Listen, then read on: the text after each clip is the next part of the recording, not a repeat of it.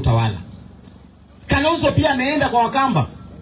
Nataka kutangaza leo hapa, Kalonzo Musyoka amesema anataka kuwa rais wa Jamhuri ya Kenya. Ni sawa. Rigathi Gachagua amesema anataka kuwa rais wa Jamhuri ya Kenya. Ni sawa.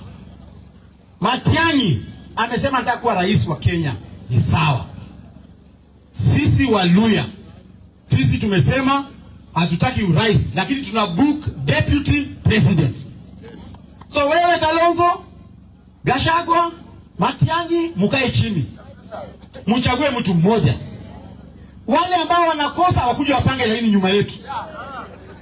Na kwa United Opposition, I am proposing today, we are fronting our son Edwin Sifuna, our deputy president.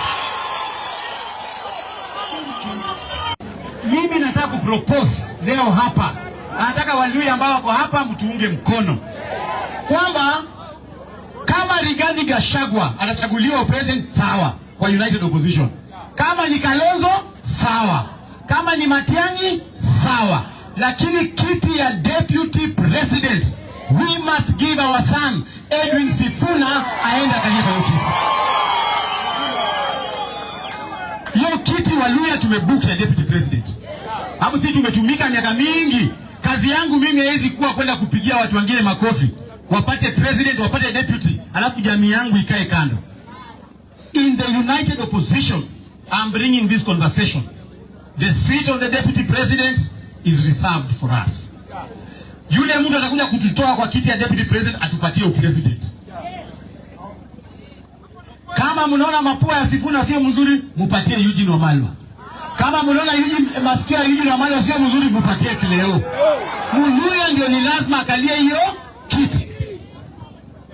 And also we want to tell the government, wakati mnachaguana huko William Ruto, sisi tunasema William Ruto, wewe kama unapenda Waluya na uko serious, wewe unakuwa president, deputy president, I'm proposing to you, patia Wycliffe Ambetsa Oparanya.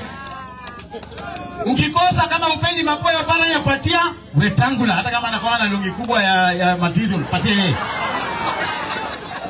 Ukikosa Wetangula, patia Musalia Mudavadi.